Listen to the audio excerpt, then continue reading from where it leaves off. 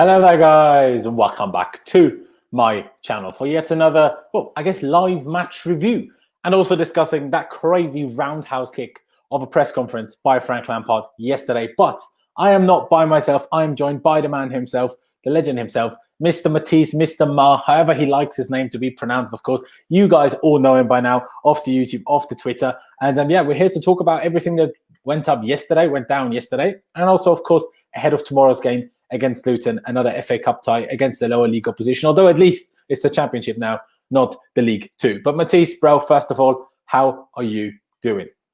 I'm all good, man. It's good to be back. You know, the Luton game kind of gives us some break from the Premier League, as we know that's been going tits up. So yeah, it's good to be here and talking about a different competition now. It is true. It is true, and it's a tough one, really, isn't it? Because you know, it was a similar situation to the Morecambe game. It's kind of like getting off that pressure of the Premier League a little bit, but at the same time, it's like if we want to get back to like being better and not being everything being so miserable around the club, we kind of need Premier League games, because even if we win 7-0 tomorrow, no one will care really. So that's kind of where the FA Cup is a little bit tricky. Just if we lose, it will get even worse. Of course, there's a fair few people watching already. I love that. Lewis is in the chat as well. Big up, G. But yeah, of course, everyone that's watching, first of all, thank you for watching. Subscribe if you haven't already. Drop a like down below. Doesn't cost you any money, barely cost you any time. And of course, subscribe to Matisse as well. His link is with the @ in the title or further down in the description as well. Of course, subscribe to him if you haven't already. Does pretty much daily content, other than today, gave himself a little break. But hey, look at him still doing 2 previews over on my channel. And after this, we'll be popping straight over to the Grand Dam's channel. So, you know, follow us over there after that. But yeah, like you said, it is a little bit crazy. And I guess we just got to get into what happened yesterday, you know, to start with. Because, of course, Frank Lampard, as always, took his pre-match press conference on the Friday ahead of the game. And he was, you know, he already seemed a little bit snappy, you know, at the very start of the press conference. Didn't really fancy talking that much. I mean, in the embargo part of the press conference, he seemed to explain that a little bit, but wasn't quite the best explanation, I will say. And then Twomey, I'm struggled with the pronunciation of his name, I won't lie. Twomey, I don't know. But yeah, let's include Liam anyway. Good guy in general, but you know. Yeah, great job. Exactly. Ask the question of how important he thinks Petr Cech is to the group right now, especially in this difficult time. And Frank really wasn't happy. You know, Frank was like, you know, well, if the players read what you keep putting out, what word did he use? Some sort of bias. Yeah. Then of course they will be down, and you know, called him a social media pundit. Exactly, called him that. And like I said, I rate Liam. I like Liam, but I have seen a few things where I'm like, starting your tweet with your Athletic article, which is meant to be, or it is, a very respected news outlet, starting it with how am I meant to explain to my grandkids that Kai Havertz is playing here, is not exactly the kind of vibe a proper journalist gives off, and does, in my opinion, make him seem a bit more like a fan than a journalist. I will say that. And that's, I think, what Frank Lampard was probably getting at. Did he have to be quite so harsh, quite so rude, quite so confirmation bias? Yeah, Red Pill said it in the chat. Did he have to be quite so aggressive with it? I don't know. Liam, of course, responded on it on Twitter by saying, I'm not going to respond, basically. It's not my issue. Or it's not, I'm not important. Even Frank's not important. What matters is that the club, you know, sorts itself out almost. But what did you make of the comments? You said before we went on air that you've never seen him like that, and I don't think any of us have. But I guess there's 2 views of it. You know, I spoke about it with my girlfriend last night, and even people on Twitter. There's 2 ways of looking at it. First of all, is it good to see him fight like that, fighting back, not having it? Or is it just like the pressure getting too much, and, you know, he's doing things that he wouldn't and shouldn't be doing otherwise? Yeah, I mean, we've seen Ferguson in the past beef with BBC Sport, and he stopped doing interviews with them as well. So we see, it's not like we haven't seen managers and media clash before. Jose Mourinho done it quite a lot as well. So it's always happened at some point in a manager's reign. So for me, it is the first time we're seeing it with Lampard. So it's not such a massive deal that it's being made out to be as well. I said that on Twitter when I was late to the whole fiasco. But Liam is one of the good guys as well. So, you know, in terms of journalism, he is very good. I do get that, you know, it wasn't the most professional way to start the article. To be honest, when I saw this all go down, I actually thought it was about the fact that he dropped the article 5 minutes after the Man City game. I thought that was what Frank was quite annoyed by, or something like that. But it sounds like it was the Havertz article, which was, you know, all about confidence, and there was some very harsh words in the article. The thing is that, again, when people are stressed and under pressure, then they tend to have moments like this. And I think that's really what it is with Frank at this point. If the team were winning and the team were playing well and we were in the top 4 and his job was secure, you wouldn't be having moments like this. But when humans are under stress, when they're under pressure, you get these kind of moments where they might snap back. And it was if anything, it was good to see, because it's the first time we've really seen him defend the players in a while. There's been a lot of, hanging the players out to dry a little bit in terms of the way that he's just very much pointed the finger at them in recent weeks in terms of their performances. So if it's a defense of the players, then that's quite, nice to see as well. But yeah, I think, Liam is one of the good guys in terms of journalism. He does a good job with The Athletic. So, he's actually one of the few journalists that cover Chelsea. They're actually Chelsea fans. So maybe it is a little bit more personal for him than it should be in his role. Nizar is a Man United fan, and there's a few others as well. Matt Law is an Aston Villa fan. So maybe they can cover the club from a more unbiased perspective. But it's for me, it's not a massive deal. What is a massive deal is that Frank needs to win games. That's what's a big deal. This shouldn't be, and it can't be used as a distraction away from reality. And reality is we're not winning games. So that is, what Liam said in his tweet is quite spotted in the fact that that's the only thing that's going to be important at this point. Is not really anything else. I know the players potentially look at the articles and whatnot, but they need to go out there and put out a performance, because if you play properly, then you don't get this criticism. So the criticism is warranted, whether it was written the way it should have been written. The criticism is 100% warranted on these players. So if they want their confidence levels to go up, they need to soul search and start winning games and start playing well. For sure. I think the question is, first of all, you raised obviously good points with Sir Alex Ferguson, Jose Mourinho, even Klopp, okay, only more with the specifics of the Sun, rather, not answering questions or being quite harsh and direct and whatever. But it's not a thing that we've never seen before with any manager. Of course, Frank hasn't exactly been a manager for that long for us to have seen all of the things, all of the sides to him as a manager, I guess. I think the big question just is, does him acting like that in a press conference mean he's also acting like that with the players? Or is this kind of, he needs to vent somewhere a little bit. He's clearly on the edge, that was very obvious.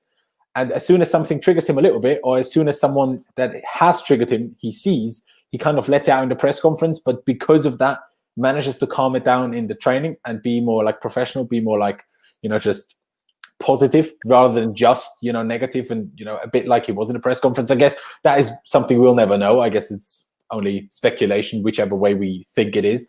But I guess if he does it only in a press conference, I don't think it's that big of a deal. I don't personally mind it if a manager tries to fight back, whether he does it the right or the wrong way. I don't necessarily think it's the worst thing to defend yourself, defend your players. Yes, I know obviously Red put it in the chat, protecting players doesn't really go for Frank because he throws them under the bus after games, and he has done that on numerous occasions. But then there's a lot of contradictions on both sides, because again, he started off by saying he doesn't read what's on social media, he doesn't read what's written, and then he goes on to say that I've read what you've written. So it's a little bit confusing. I mean, I don't really take sides on the issue because they're both professionals, they're both well-respected people, and they're both really just on the defense about their own work. Frank Lampard's work with Chelsea in terms of he's defending the work that he's done with the team, and Liam Twomey is defending the work that he's done covering Chelsea from a journalistic standpoint. So I don't really even take sides. I think it's just two professionals coming, butting heads for 2 seconds, and I think it was the respect was clear when Liam didn't, or whether he didn't get the chance or decided not to respond to Frank's criticism of him, because usually you see journalists go back and forth then with the manager and it becomes this whole thing. There was no response from Liam after that, what Frank said. So, and I know Frank will respect Liam. I don't think he doesn't, if he didn't respect Liam, Liam wouldn't be in the room. Managers have control over who has the press passes and who gets to come in. You've seen it with Ferguson, as I said before. He could very much control who was in that room and who wasn't. So if they didn't feel like, if Frank didn't have any respect for Liam wouldn't be in that room covering Chelsea. So, there's a reason why he's in that room. So I don't think it's a big deal. I think it's just a little bit of it's just human nature that when you're under pressure, little things like that will start to get to you. Because to be honest, in my opinion, it wasn't a big deal, that article. But again, he's defending the team because he's under pressure and he's feeling stressed. Yeah, I think that's it. I think there's no hiding from the fact that as much as Frank says, luckily, I know how to deal with pressure. I'm okay with it and stuff. I mean, he might be okay with it, but he's clearly not just like brushing it off as if it wasn't real. And, realistically, I thought about this as well. If just try to put yourself into Frank Lampard's shoes and you're in this position saying, all right, I got asked to take this job. I didn't exactly send in my application hoping to be Chelsea manager. Yes, of course, he accepted it once he was offered it, but still, they gave me this job in one of the most difficult situations the club has been in the last 20 years with, losing Hazard, having a transfer ban. And then I come in, try my best. I am inexperienced. Everyone knows I'm inexperienced. Should I be blamed for inexperience? Is it his fault that it's only his third season of management? I mean, he's only so old. He can't exactly have been more experienced. Yeah, of course, some people even do blame him for even taking the job in the first place. I think that's a bit ridiculous. I think anyone you can't blame him for taking the job. You just have to blame the board for deciding to appoint him too early. If that's the argument you want to make, you have to blame the board for appointing him when he's really maybe not fully qualified to take the role and doesn't have the experience to take the role. Qualified is not right. He's obviously qualified in terms of done his badges, but he's not experienced enough potentially for the role. But that's on the board. That's not on Frank. Frank was always going to take the job at any point because it's his pinnacle. So that you can't blame him for that. Exactly. And then if you are in this position, and of course be the legend and the player that he was for us, and then as much as he probably tries to not see things, he will see things. He will see things like the names that are being pushed out already to be his replacement, or it is Tuchel or Nagelsmann, who, by the way, is he still losing currently to Mainz somehow with Leipzig, or whether it's Allegri, whether it's Hasenhüttl, who is at a much, even though they're having a good season, at a much lesser club in the Premier League. To see that can't be that easy, in his position. It can't be that easy. And I think if we look at the human side of things, it is understandable that you'd be a bit snappy, Yeah. But then again, he probably still shouldn't be.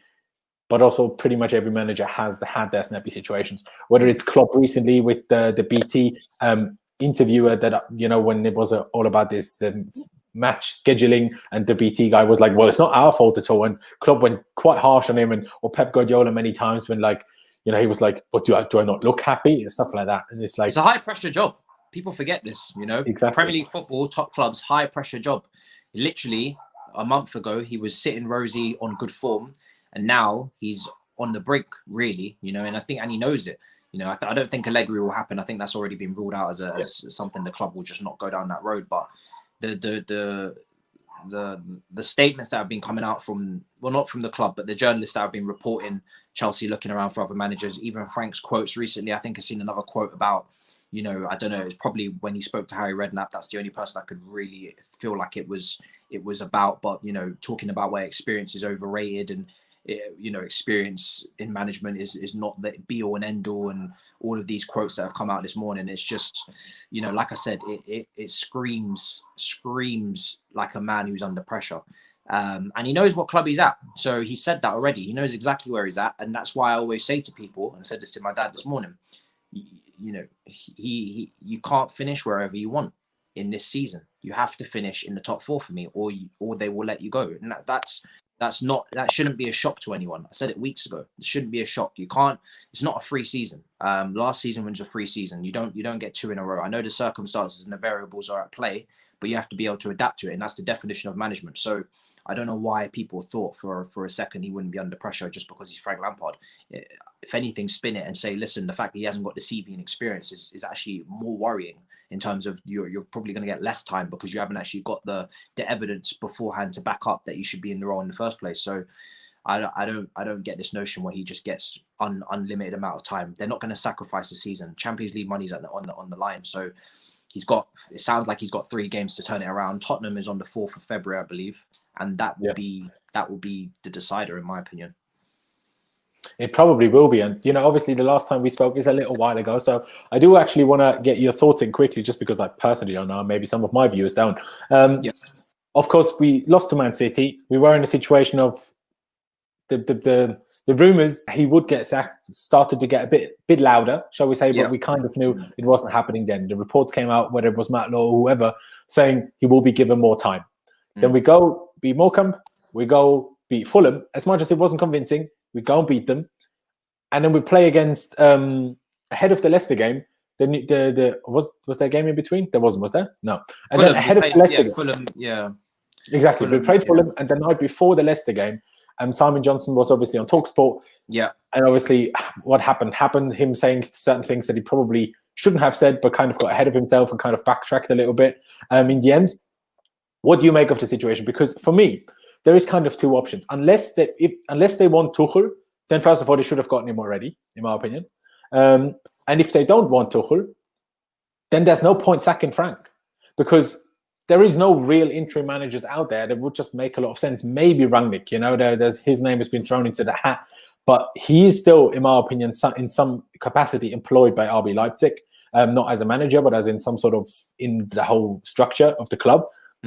So will he just leave to be here for 3 months and then leave again for Nagelsmann to come in, especially for like him to come here, and then the manager he put in charge of Leipzig to come in after him?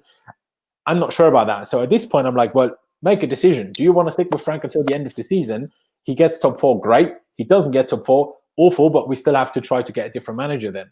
Because I don't really see the point in, like, either sack him now, or either they should have sacked him already, or just wait. Like, because I don't see this 3 games more, because what happens then? That means we would have lost at least another 1 more game if he does get the sack then, making top 4 even less likely. And giving whoever comes in even less of a chance to actually turn things around, especially with the incredibly tough fixture list that we have got coming up. For me, Tuchel hasn't been ruled out for a good reason, because there is interest there. It's just not top target. It's not priority.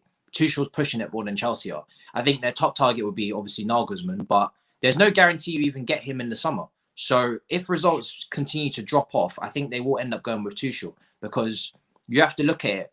One, you need to try and salvage the season and get Champions League football. They're not going to just, for me, allow us to finish 6th, 7th and then make a decision after that, because that's then you've just wasted 6 months for what? If there's no signs of improvement and progression, then you know how it's going to end, really, isn't it? Because we know how competitive the league is.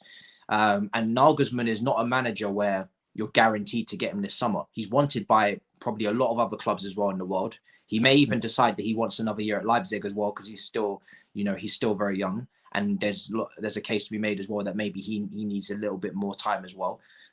So I think in dire situations, when push comes to shove, they'll make a decision. I don't expect it to go to the end of the season if things don't improve, because there's no reason for it to, in my opinion, because Champions League football is valuable, and it's even more valuable in a season where there's no gate receipts coming in.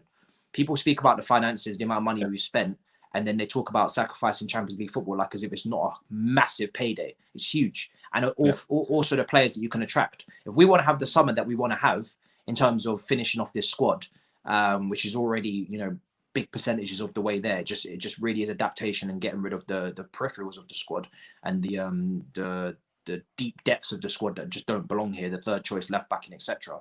Then you need Champions League football to attract the biggest players. So for me, it doesn't make any sense to continue on a downslope when there's so many games left in the season. We've seen Liverpool drop points against Burnley. We've seen, it's not like we have a massive gap to top 4. And people will say that works in Frank's favour in the fact that he can still claw it back.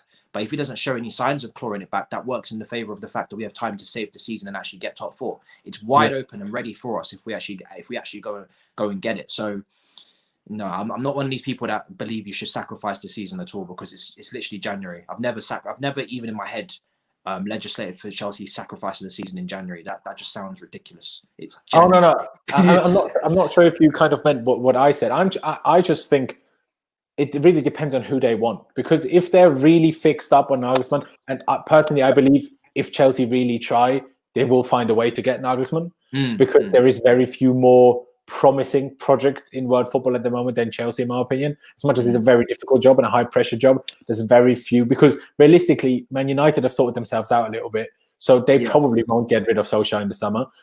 Liverpool, Manchester City, they won't change managers. And then we're certainly more attractive than Arsenal. And then, yes, maybe Real Madrid might become available depending on the situation with Zidane. But would they go for someone as young as Nagelsmann? Personally, I doubt it. And then how many big clubs are there that could get him? Unless something goes really wrong at Bayern and they somehow get rid of Flick, then we have serious issues, because they will probably try to get Nagelsmann as well. Unless that happens, I think we would get him if we tried. And I think that's just the situation, because I agree with you. If things get too bad, they will pull the trigger. But if they really want Nagelsmann, then they have to be very conscious of what pulling the trigger means, because that means we can't get Nagelsmann now. And who knows, in a few years' time, will he be available? So if they want him, they are kind of forcing themselves into this position where... But they also need to find out if Nagelsmann is interested and will take the job in the summer, because if he's not guaranteed to take the job in the summer, then you're really wasting time, isn't it? Because then you're saying your top target is Nagelsmann, you wait until the summer, and then you can't bring Nagelsmann in. So, and then who is really the next best option after Nagelsmann? I'm not a massive fan of Tuchel. He's got ups and downs to him. I get very mixed reviews, but he is more experienced, and he does know how to coach a team very well. And he has now experience of coaching like really big names, which is like what Nagelsmann really hasn't done at all yet. And exactly. I mean, Nagelsmann hasn't won anything yet either. He's currently losing to Mainz. Yes, of course, you can lose a game, right? There's pros and cons to both. I wouldn't say either of them are absolutely perfect. For me, the only absolute perfect targets would have been Carlo Ancelotti and Pochettino. Those two managers for me would have been head and shoulders perfect targets, because you're looking at Premier League experience, player development, flexibility in their tactics, but also the fact that, Nagelsmann, first of all, plays a back three. So do we want to play a back three? That's a lot of things Chelsea fans have to ask themselves as well. I'm not too keen on that, but again, I'm adaptable. It would be interesting though. A back three would be attacking football is interesting because we haven't seen that.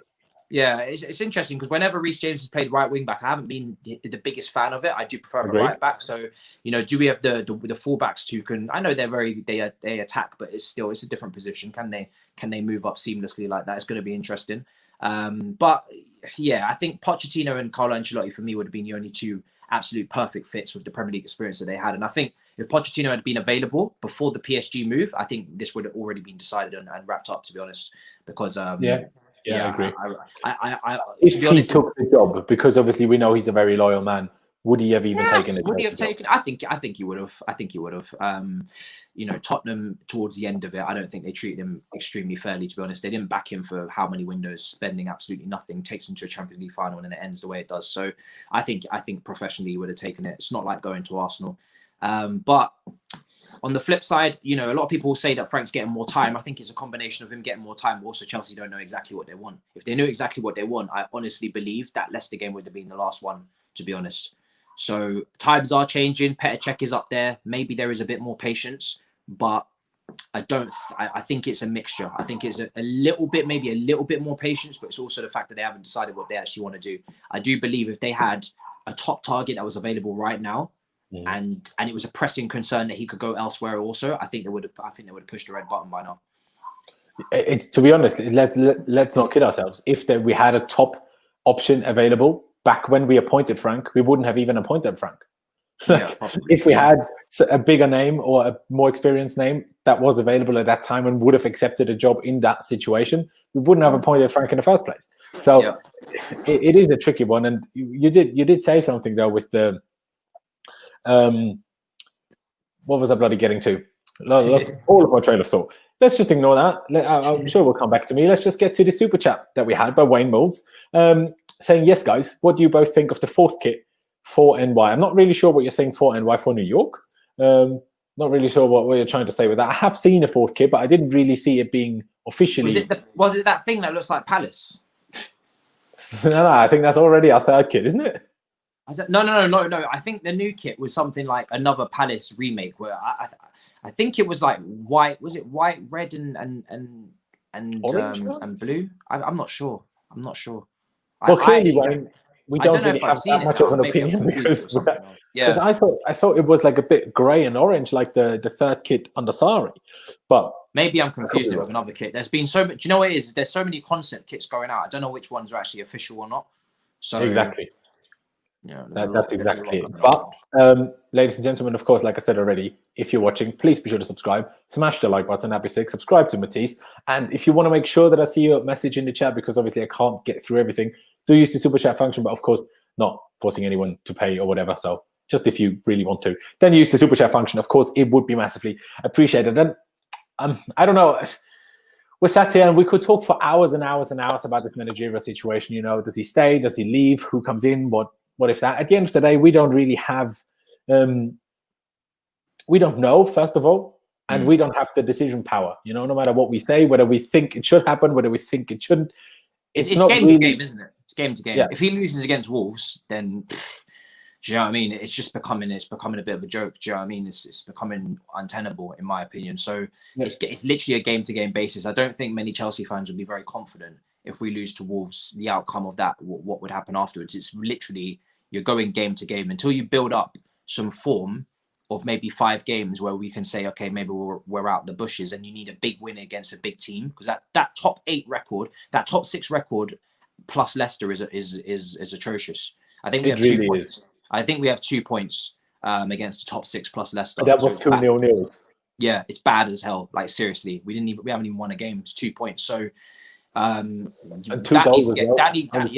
to get corrected. And Tottenham away is not an easy place to correct that. So we're not going to be out of the woods for a while, especially with that fixture run that starts as well in a month's time against Atletico, Liverpool, Man United, and all those teams.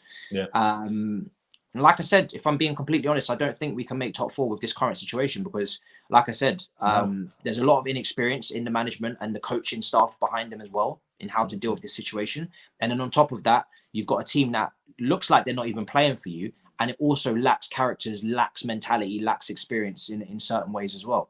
I've always said if this team had John Terry, Diego Costa, Ivanovic, those type of players led by Frank, I'd give him a lot more of a chance and a percentage of actually turning it around, because you'd be surrounded by men. Right now, you're surrounded by a very fragile group. They remind me very much of Arsenal. You know, they have the potential to play good football, but there's no real leaders in there. There's no real strong mentalities. And like I said, after that first goal win against Leicester, I knew the game was over.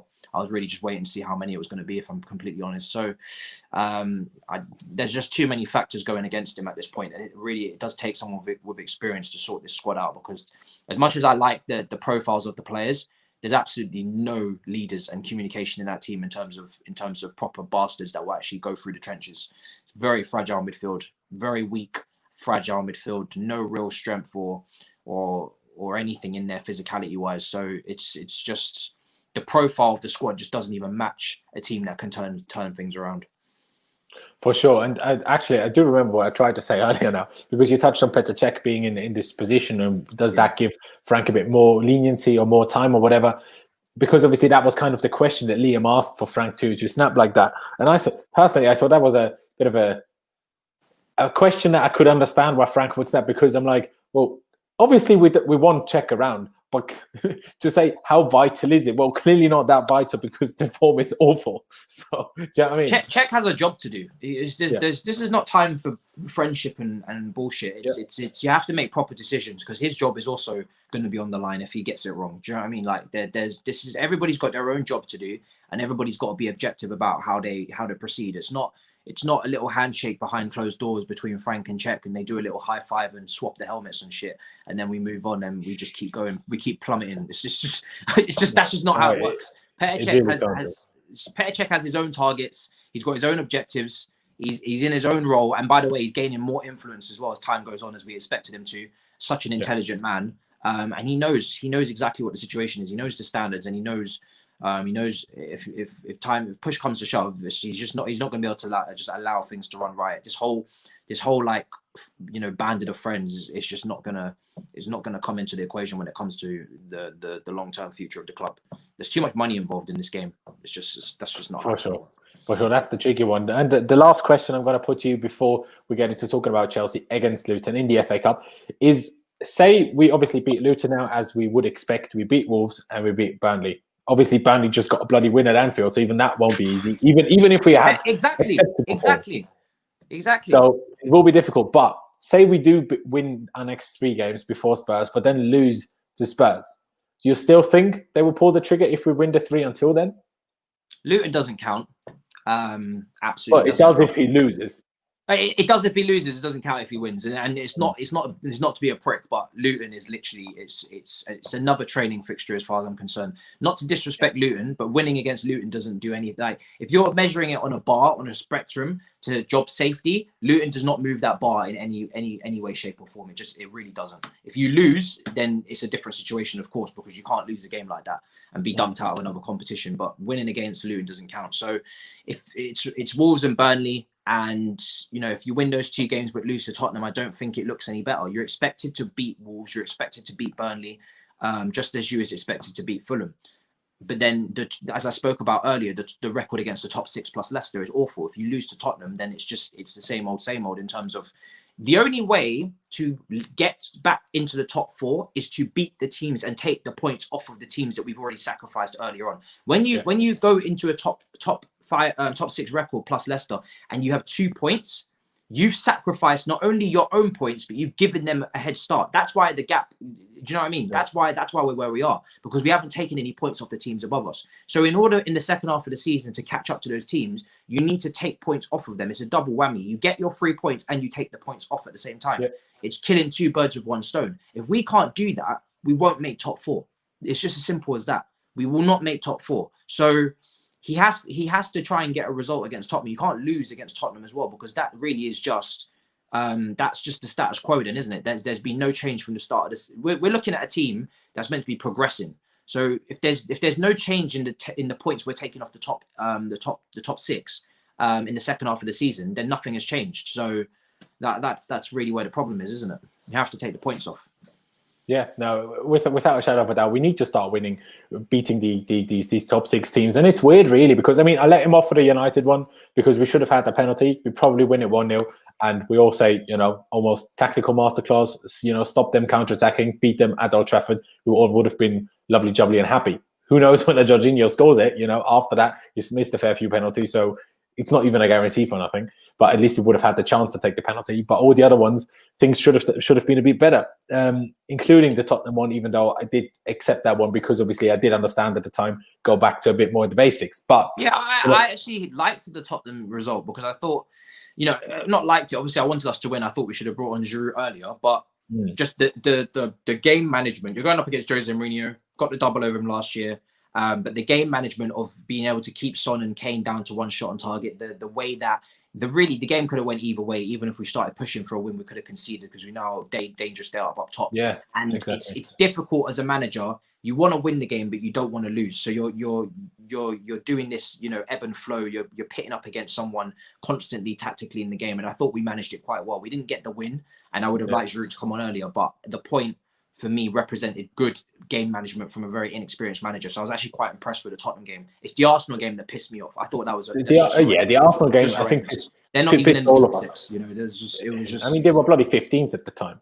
Yeah. I think that was Frank's issue against Leicester as well. That in a situation where the pressure isn't as big, he doesn't go with a basically 4-2-4 or 4-2-3-1 with Havertz playing really high.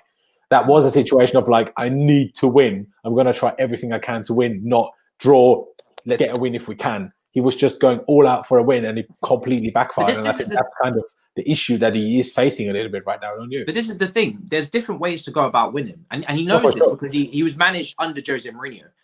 Against Leicester, when Vardy is going to thrive off playing a high line and Leicester are amazing in transition and we lack real runners in midfield, bar Mason Mount, Kovacic and Kai Havertz are not exactly covering the hard yards defensively when you're moving in transition. They're not exactly going to be making recovery tackles like Kante. And our midfield was completely imbalanced anyway because there was no holding midfielder. Kovacic is a ball progressor. That's like playing Ndombele at a holding midfield. So that didn't make any sense. So no, I agree. There's different ways to win the game. The way that we won under Conte against Man City, just pure counterattacks. Could have went more pragmatic against Leicester and just dropped deeper. Vardy, but the way Conte approached those games wasn't like I want to go out and win. I want to go out and not lose. If I can, I win. Not that negative, but But that's kind of how Conte went into. Jose went into most big games. At home, he was more go for the win, but away he was like, get a 0-0, that's good. And if we can't get a 0-0, or as if we get a chance, nick the 1-0. Well, and we have his idea. Yeah, we have so many players suited to the break as well. You know, yeah, of course.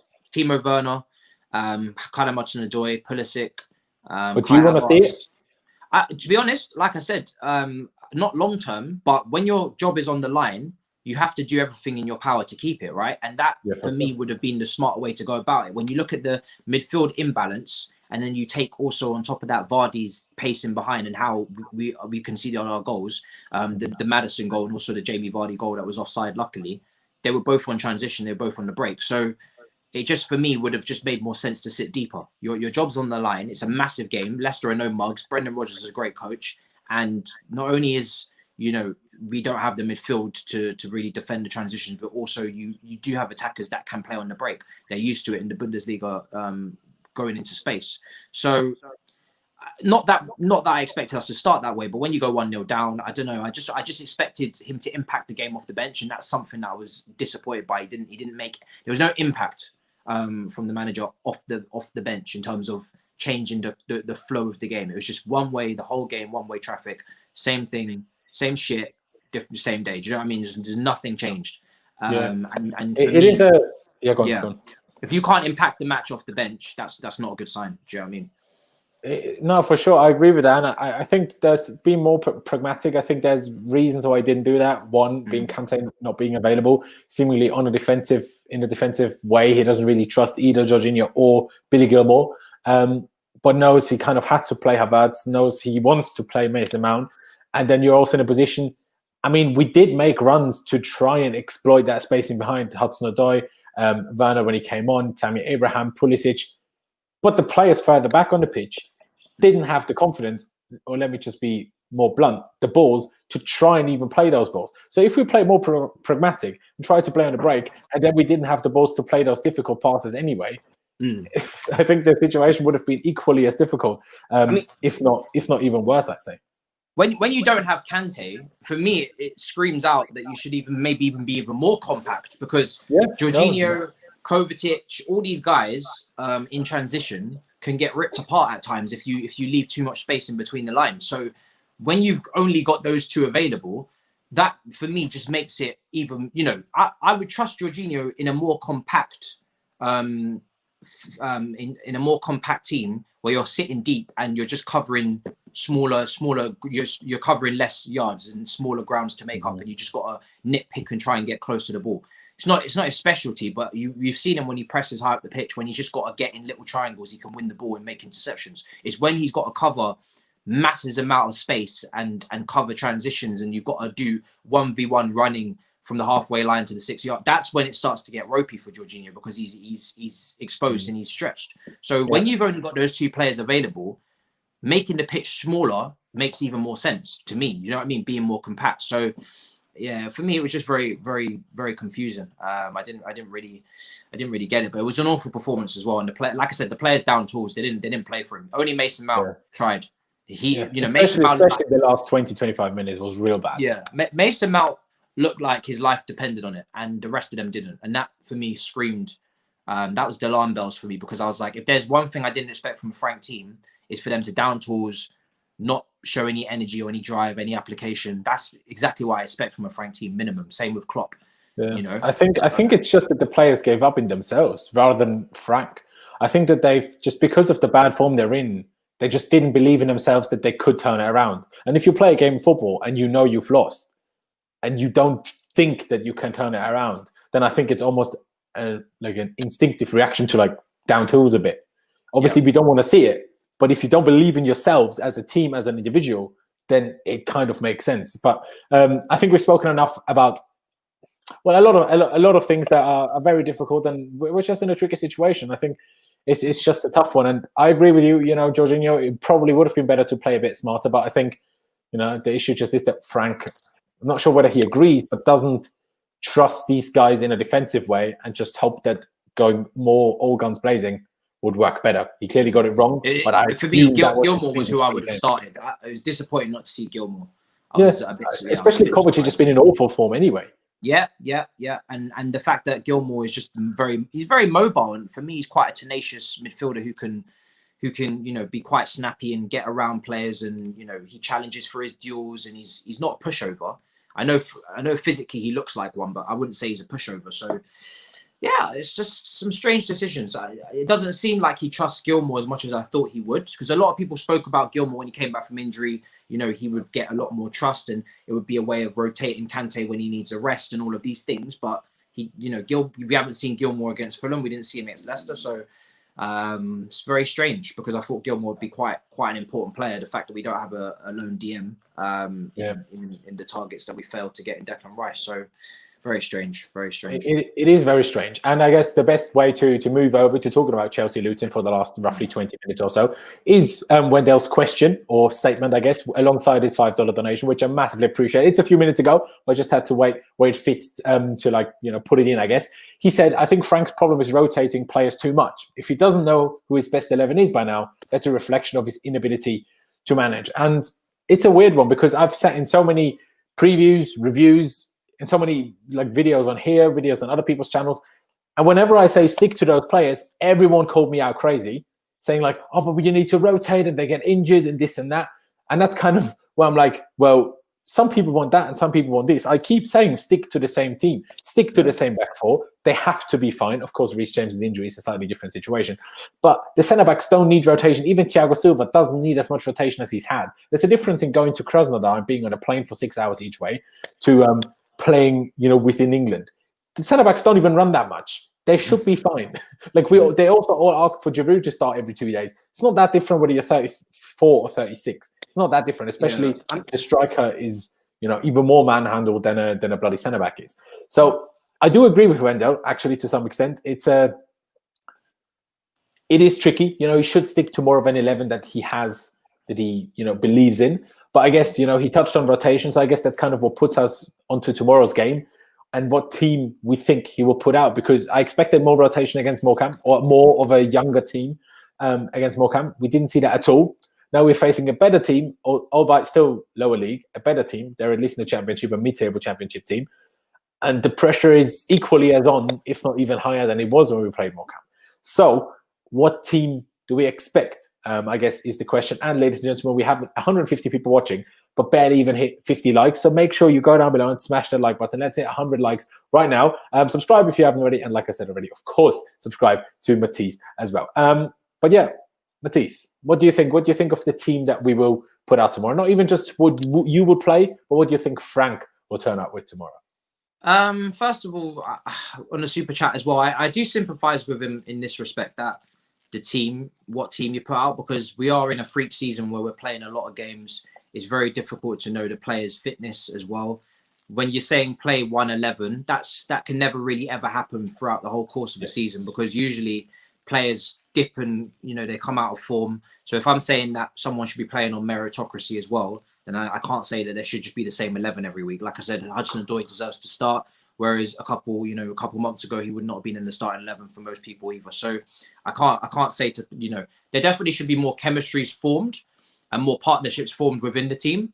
But there's certain positions that are always going to be up for question and rotation, because if you look at the strikers, for instance, there's no perfect lone striker option at Chelsea Football Club. Werner has his strengths and weaknesses. Tammy Abraham has his strengths and weaknesses depending on the game. Same with Giroud. So there's no out and out clear striker like a Diego Costa, like a Didier Drogba that play every single game. Same can be said for certain areas in the midfield. Kai Havertz is still adapting. Kovacic has got a little bit more experience, and he was obviously quite good last year. That's an area of the pitch that's always going to be up for discussion as well. The wingers are quite injury prone. That's always going to be up for discussion. So there's only a few positions in the team that really you can say have been cemented and that won't be rotated. So, the centre-backs potentially, it's been a bit confusing to see Rudiger come back into the team in a crisis situation when you were trying to sell him in the summer. Reece James has had injury problems as well. He was rushed in against Arsenal, giving away a penalty. But in terms of what I think he will do tomorrow, I think he's going to play quite a strong team, because this team have no confidence. Let's go from the back. Let's go from the back. Do you think Kepa will start and go, or Mendy? There's no point playing Kepa. No point. There isn't, other than trying to find someone to buy him. There's absolutely no point. To be honest, you may as well just stick with Mendy. If anything, they should be trying to offload Kepa in this window. I don't know how they're going to do it, but there's no point. But do you think Frank will as well? Yeah, I think so. Yeah, I think at this point, a team that's low on confidence doesn't need a goalkeeper who's low on confidence on top of it. I don't know what Mendy's confidence levels are like, but I know Kepa's was shot to pieces. So I doubt he's recovered from that, and I'm pretty sure he's angling for a move away at this point. He must be. Even if Morecambe wasn't even that bad for him, I will say. Yeah. I mean, he could pick either of them, but for me, he needs to start. We need to start forming some sort of chemistry at the back, and that means that goalkeeper and two centre backs, whoever's playing against Wolves, need to play against Luton, in my opinion, to form some sort of clean sheet together, get the confidence levels back up. So. Bar Silva, you can probably take him out for a game against Luton. Like I said, he's 36 years old. He can get the rest. So it probably goes to Rudiger and Zuma. And then at left back, I'd potentially look at Emerson. But again, Chilwell's not playing very well at the moment. I wouldn't say he was great against Leicester in the first half. So potentially you could just play him. And then right back, if Reece James is fit, I think he could do with the confidence boost. I don't think fitness is an issue for these players right now. I think it's confidence more than anything. So okay, do you not think Reece James look unfit? Yeah, I don't know. Yeah, that's the thing. I don't know if Reece James is really fit. So potentially that's the one where I would budge and take him out. It would be nice to see Livramento play, but again, I think the team's playing so poorly right now. I think he's going to go with experience. So I wouldn't be surprised to see Aspilicueta. I really don't think in this form he's going to play a lot of youngsters, but I hope I'm wrong. It would be nice to see a fresh team with some fresh faces and just get a bit of a break from the first team or from the Premier League. But I'm not confident he's going to start a load of youngsters in this game. So I think Gilmour will start as well. And then potentially... What formation do you think he'll pick? Do you think he'll go back to the 4-3-3? Yeah, I think he'll go 4-3-3. Mason Mount always seems to play, and I think he will play against Luton as well. Probably. I think he should get a rest, but I don't think he will. Yeah, it would be nice to see him rested, but at the same time, he's the only person that actually seems to have any energy as well. So, do you know what I mean? Maybe he's the only one that actually doesn't need a rest. I don't know. Maybe. Kai Havertz needs to play because that boy's confidence is all over the place. He's not playing very well either. He needs to have another game like he had against Morecambe. I'd probably go Hudson-Odoi on one wing and Ziyech on the other. I think Ziyech needs to get his confidence levels up. Obviously, Pulisic started the last game. We have to manage him always with the injuries, regardless of how long it's been since his last one. And then Timo Werner up front, another player that's shot for confidence and needs a goal. Yeah. So, to be honest, it's the first time in a while that I'm picking an 11, and I really don't care who plays, to be honest, because the whole team, bar 3 people, I think Callum Hudson-Odoi, Thiago Silva, and Mason Mount. Apart from those 3, they're the only 3 players right now I can say are playing well at the moment. So I don't really care who plays. It's the first time where when I see the starting 11, I don't really care who's in it. But to be honest, it's Luton. You could go either way. You could go with experience. You could go with youth. At the end of the day, it's a must win. But I'm not really excited for the game. And I'm not really excited for the team. I'm not excited for the team because the team have been playing like they don't really care. So I don't really care who plays. Whatever players put their hand up and say they want to play the game, they can play, really. It is true. I mean, I would like to see Andrew in. Because I have this one. Yeah, if you look at what Arteta's done at Arsenal, right? He's brought in Smith Rowe, Saka, started to start them more games, dropped out the Williams, the Pepes. That might be Lampard's saving grace. Who's going to run for I guess we did that last season, didn't we? Yeah, but who's going to run for a brick wall for you right now? It's going to be the youngsters, isn't it? Do you know what I mean? Yeah. So for me, go with them. They're the ones that are really going to have the motivation for me to turn it around even more so for you. So we've just come out and heard this week Havertz was a club signing, not a Frank Lampard signing, all this stuff. So if you want to go with the guys who are tried and tested already from last season, or bring in some youngsters who are going to run through brick walls because they want to play games, go with the youngsters. That's for me the best chance you have. Going with the Rudigers and players like this who he was trying to sell in the summer, it doesn't make any sense to me. I don't see those players running through brick walls for you. No, like they don't. That's the weird thing, because we touched on earlier, obviously, that against Leicester, a lot of them down tools. And the weird thing is, if I think about the players individually, I don't actually think of so many that actually did. You know, we touched on Mason Mount that didn't.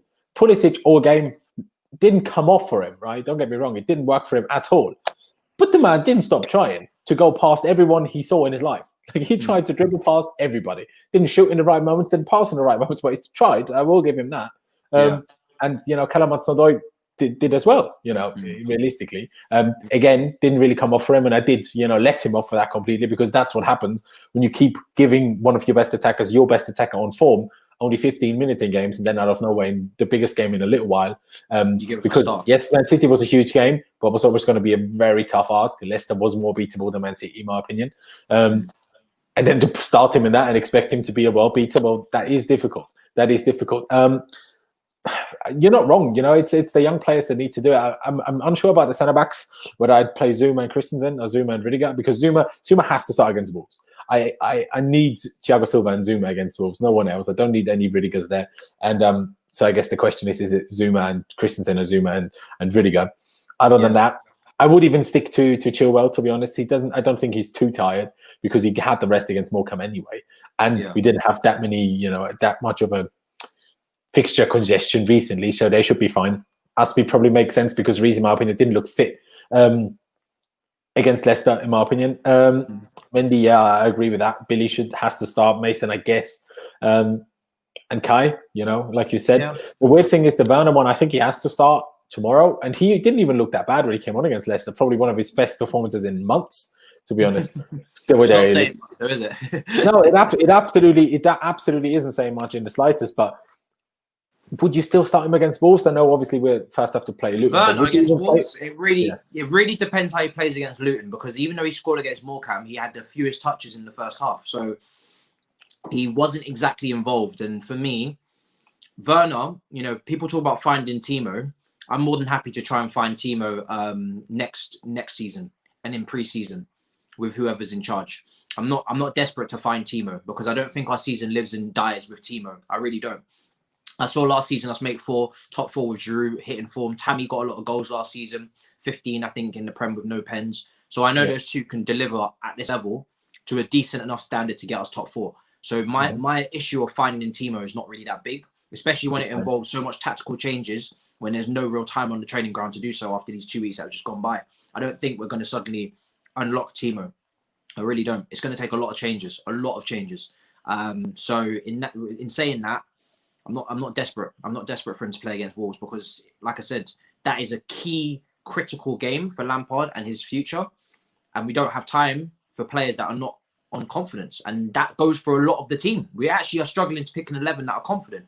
But you have to pick an 11 that are confident. We're struggling to pick about 3 players that are confident. And also Wolves at home doesn't suit Werner in the slightest. That is probably going to be a low block situation, which is the last thing that he needs. So no, unless he has an absolute masterclass against Luton, I wouldn't go near him for Wolves. There's no need. Exactly. Like at this moment in time, it honestly feels like Werner is not a bad player to bring off the bench. Have some crazy pace up top late on, depending on what the result obviously at the time is. If we're winning, don't bring Werner on. That's pointless. Bring Giroud on if Tammy starts, or the other way around. But if we need a goal, hopefully for once we won't need goals late on, and we'll just be a little bit more comfortable. Not exactly that I'm confident in that. I think it would be ideal. Him being an impact sub could actually be how he starts to get form.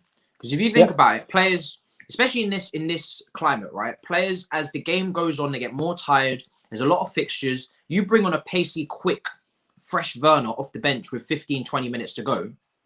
He could do madness with his pace up against a backline that have already been pulled, dragged, tested through trials and tribulations throughout the game. And they're now energy levels are starting to dip. Bringing on a player that fresh, that could do wonders for him. Really, he came on against Fulham and he had 2 chances, 2 counterattacks, one first touch that let him down, the other one a shot that just went wide. That was more. And Kovacic should have given him another third huge chance. And when he was getting his assist against Palace at home and I think Newcastle away, both were from the right channel, but also both were late on in games. So I don't think Timo Werner is a player at the moment that needs to start games. I think you can get Timo Werner back his confidence levels and playing well in these little cup games, if we can get through this and we've got a favourable draw afterwards, and bring him off the bench. Yeah, we play Barnsley next round because they apparently beat Norwich. Okay, right, perfect. So that's another game that he gets to play. And bring him off the bench as well if we need him to try and make an impact with his pace when defences are getting a bit tired. So his goal contributions and involvements when he's been going through this poor patch have come late on in games.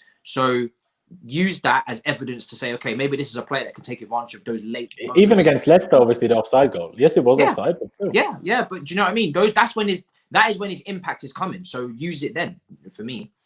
Yeah, no, I completely agree. And, tomorrow is it's another one. It's like the Morecambe game was, even though it didn't turn out to work quite as well in that way. But all it is a confidence booster, confidence finder of a game. That's what we need to use it as. Hopefully it will be a comfortable performance. I'm not even expecting a particularly huge win because, championship sides are easy to underestimate, and a lot of fans sometimes do. Just think of Derby under Frank Lampard beating Manchester United.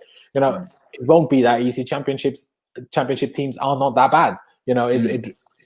How much of a difference is there between playing a championship side and Sheffield United this season? Probably none at all, depending on obviously the championship side's form. And realistically, like I touched on with the Fulham game already in the second half, yes, they were down to 10, but it doesn't really matter who you are. If you put 10 men in your box, it will be difficult to break down. Even if it's a team of bus drivers, 10 men in the box is difficult to get through because there's not that much space for a lot of people.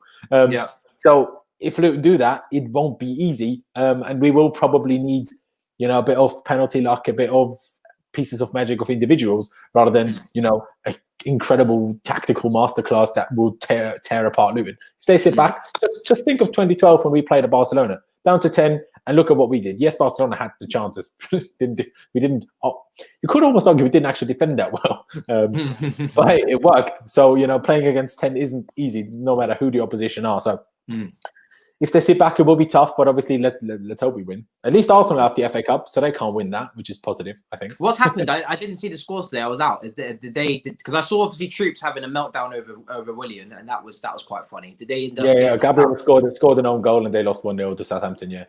Oh, that's a shame. Yeah. Awful. But ladies and gentlemen, I think me and Matisse are going to leave it here because both of us will jump over to Dammy stream, the Grand Dam stream, in just a minute's time. So all go over there, subscribe to Dammy and all of that. But of course, before you do that, if you haven't already, please subscribe to my personal channel. I'm already here. Subscribe just to this channel right now. Do that. Check out my social medias. You can see them at the bottom in the border. So, Twitter, Instagram, do that. And of course, subscribe to Matisse. He does pretty much daily content with a lot of good guests. Maybe you'll see myself on there fairly soon as well again. But like I said, subscribe to him, subscribe to myself, smash the like button. And I guess we'll just have to wait and see and hope. And, hope tomorrow goes well, hope Wolves goes well, hope Burnley goes well. And, then we're in a whole different situation, ideally. But who knows whether that will happen. Matisse, any final words before tomorrow? People, we're going to need Jesus as per usual. Like I said, we leave it with God. Hopefully hopefully there's no surprises tomorrow. We will remember the Bradford game in the FA Cup a couple, 5 or 6. I don't know how many years ago it was, but it was ridiculous. Should be no surprises tomorrow. Hopefully we can just have a break from the Premier League and have a nice day out. Hopefully some youngsters play and we get some highlight reels for Twitter and we move on. Do you know what I mean? Yeah. Honestly, that is what it is. Like I said, guys, subscribe if you haven't already. Smash the like button. But yeah, thank you guys for watching. Up the Chelsea, and I'll see you next time.